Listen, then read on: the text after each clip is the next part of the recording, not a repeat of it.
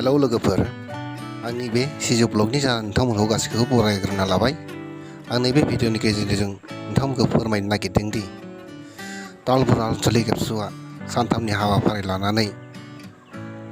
देग्लाय golden jubilee खुंफुंनो लाहार फाहार खालामगासिनो दङ जायगाखौ लादों पद्मानन्द प्राइमारि एबसुनि लांगोनायाव बेखायनो जोंनि बर' सेंग्रा सिख्लाफोरखौ नैबे जोंनि कनफारेन्सआव मोसानाय मुसुरनाय फावथिना खारनाय बारनायफोराव बाहागो लाफैनो थाखाय खावलायदों लोगोसेयावनो सोरबाफोर गलादारिफोरा गला होनो गोसो दङब्ला गला होफैनो थाखाय खावलायबाय खालारा जाबाय 27, 28 आरो 29 डिसेम्बर 2022 मायथाइ आसा खालामो नोंथांमोननो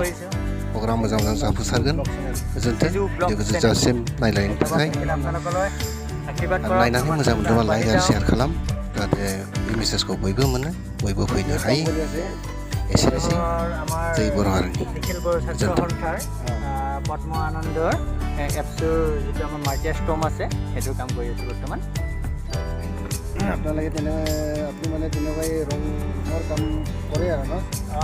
মই ৰঙৰ কাম কৰোঁ ঘৰ বা বিল্ডিং তেনেকুৱা চবখিনি কাম কৰোঁ হয় লগতে আমাৰ লিখা মিলাবিলাকো চলি থাকে ড্ৰয়িঙৰ আৰ্টিটিউড দিয়া হয় বা কভাৰ পেজবিলাক দিয়া হয় আমাৰ দ্বাৰা মানে আপোনালোকে যোগাযোগ কৰিলে পাই যাব এই চেনেলটোৰ জৰিয়তে ঠিক আছে ধন্যবাদ থাকিল থেংক ইউ